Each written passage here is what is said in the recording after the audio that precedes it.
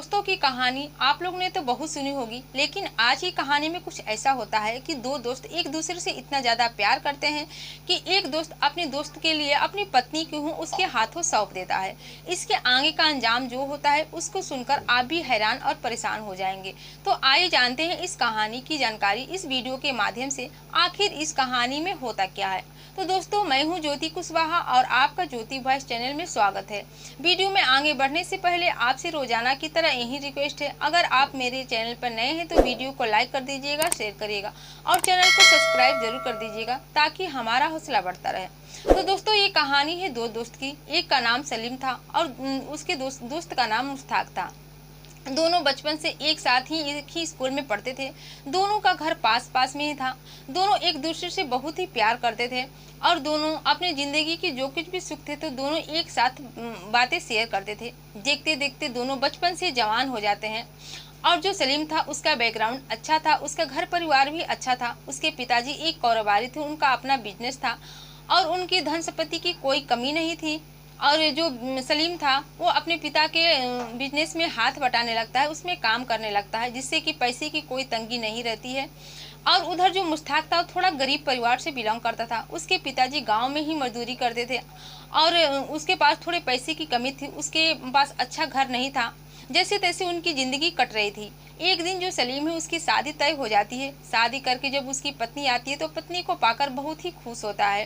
वो अपने परिवार में बिजी हो जाता है और अपना बिजनेस भी संभालने लगता है। लेकिन कभी कभी आकर अपने दोस्त मुश्ताक से मिल लिया करता था और जो कुछ भी बातें होती थी अपने दोस्त के साथ शेयर करता था।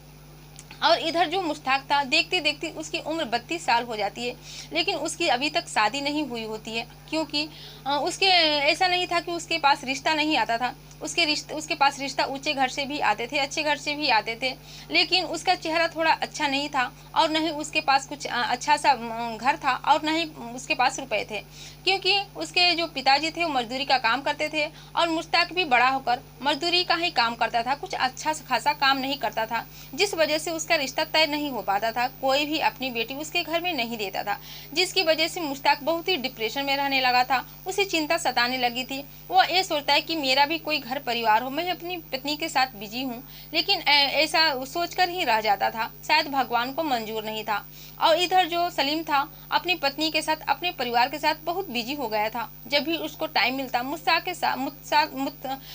के साथ जाकर बातें कर लिया करता था। फिर एक दिन मुश्ताक के साथ मिलने के लिए जाता है। वहां जब जाता है तो देखता है कि उसका जो दोस्त है उदास बैठा है। वो उससे उदासी का कारण पूछता है, लेकिन मुश्ताक पहले कुछ बताता नहीं है, इधर उधर की बातें करता है। लेकिन जब सलीम जोर देकर पूछने लगता है तो कहता है कि क्या करूं यार, मेरी उम्र इतनी ज्यादा हो गई है और मैं भी चाहता हूं कि मेरी एक पत्नी हो, मेरा परिवार हो, मैं भी उसकी दुनिया में व्यस्त रहूं, मैं भी उससे कुछ बातें करूं, अपने परिवार के साथ रहूं। लेकिन शायद कुदरत को यह मंजूर नहीं है। मेरी शादी तय नहीं हो रही है। इसकी दो ही वजह है, शायद मेरे पास रुपया पैसा नहीं है और एक तो मेरी शक्ल सूरत भी अच्छी नहीं है। जब यह बात मुश्ताक अपने दोस्त सलीम से कहता है तो सलीम भी चुप हो जाता है, उसकी बातों का कोई जवाब नहीं देता है। आखिर वो करे तो क्या करे। वो मन ही मन बहुत उदास होता है। वो सोचने लगता है कि मैं भी अपने दोस्त के लिए कुछ कर पाता, लेकिन ऐसा क्या करूं जिससे मेरी दोस्त की शादी हो जाए। जब उसके बस में कुछ नहीं होता है तो अपने दिमाग में एक प्लान बनाता है और इसी प्लान के मुताबिक वो अपने घर आता है और घर आकर अपनी पत्नी से कहता है कि मैं कल तुम्हें तलाक दे दूंगा। जब उसकी पत्नी ये बात सुन करती है तो वो भी रोने लगती है, गिड़गिड़ाने लगती है, हैरान हो जाती है।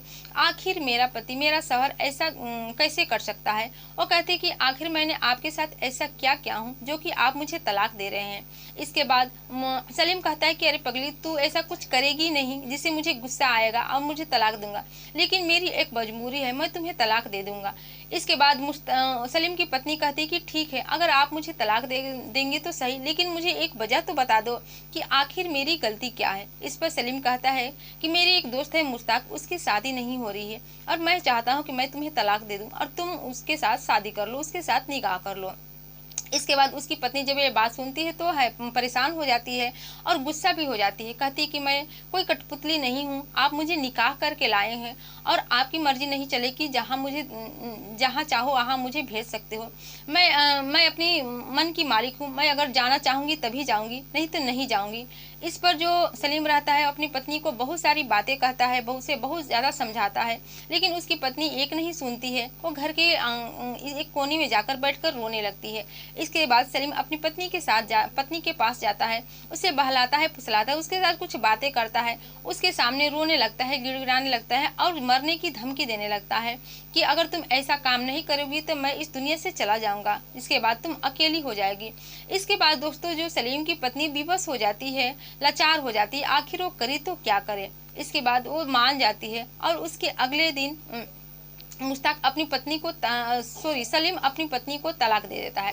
इसके बाद अपनी दोस्त के साथ मुश्ताक से मिलने के लिए जाता है और जब वहाँ पर जाता है तो कहता है कि मुश्ताक, मैं तुम्हारी शादी फिक्स कर दिया हूँ एक अच्छी लड़की से। तो मुश्ताक कहता है, बहुत ही खुश हो जाता है, कहता है कि बताओ कौन सी लड़की है। इस पर सलीम कहता है कि वो मेरी पत्नी है। जब ये बात मुश्ताक सुनता है तो कहते हैं कि नहीं यार, तुम्हें ऐसा नहीं करना चाहिए, वो तुम्हारी पत्नी है, तुम अपनी पत्नी के साथ ऐसा कैसे कर सकते हो, मेरे नसीब में जो लिखा होगा वही होगा।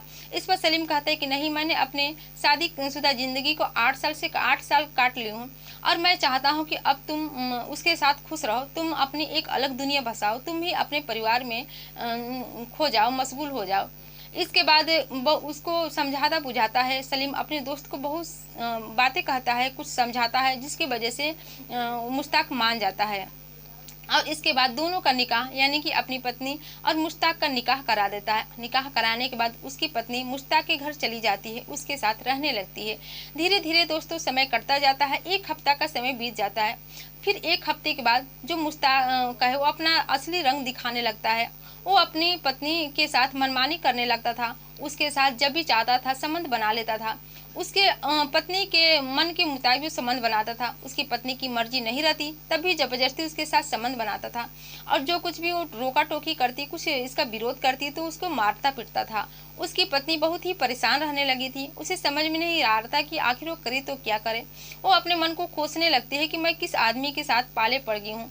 फिर एक दिन वो सलीम से मिलने के लिए जाती है और उसे अपनी सारी बातें बताती है कि आपका दोस्त मेरे साथ अच्छा व्यवहार नहीं कर रहा है, मेरी मर्जी के मुताबिक मेरे साथ संबंध बनाता है, अब मैं न चाहूँ तो मेरे साथ ऐसा काम करता है और जब मैं इसका विरोध करती हूँ तो बहुत ही मुझे मारता पीटता है। इसके बाद दोस्तों सलीम अपनी पत्नी यानी कि अपनी पहली पत्नी को समझाता है कि अभी नई नई शादी हुई है मुश्ताक की, उसकी जो मर्जी वो करने दो, बाकी आगे चलकर कुछ ठीक हो जाएगा, सब कुछ नॉर्मल सा हो जाएगा, अच्छा खासा चलने लगेगा। इसके बाद उसकी पत्नी फिर अपने पति मुश्ताक के घर आ जाती है, लेकिन मुश्ताक का मन नहीं बदलता है, उसकी आदतें नहीं बदलती है, वो जैसा पहले करता था वैसे ही करता चला आ रहा था। ऐसे ही करते करते दोस्तों काफ़ी वक्त बीत जाता है, कम से कम 6 महीने का समय बीत जाता है और जो इधर मुश्ताक की पत्नी थी अपने पति से परेशान रहने लगी थी, क्योंकि आदतें उसकी बदलती नहीं थी, वो दिन पर दिन और भी बढ़ती जाती थी। फिर एक दिन परेशान होकर घर से भाग जाती है और थाने में पहुंच जाती है। जब थाने में जाती है तो पूरी बात अपने थानेदार साहब को बताती है। जब थानेदार साहब उसकी पूरी बात को सुनते हैं तो वो भी हैरान और परेशान हो जाते हैं।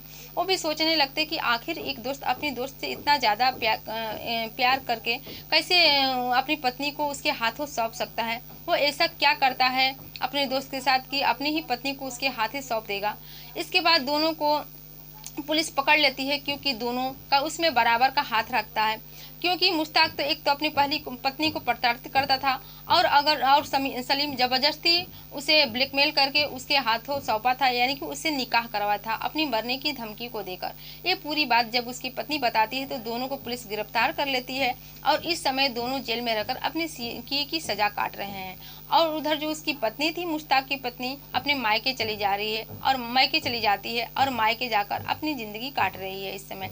तो दोस्तों ये रही कहानी, पूरी कहानी आप लोग के सामने। ये कहानी आपको कैसी लगी? अगर कहानी थोड़ी सी भी अच्छी लगी होगी तो वीडियो को लाइक कर दीजिएगा, शेयर करिएगा और चैनल को सब्सक्राइब जरूर कर दीजिएगा। और इस कहानी से आपकी क्या राय है कमेंट सेक्शन में कमेंट करके ज़रूर बताइएगा। आपका कमेंट का मुझे इंतज़ार रहता है।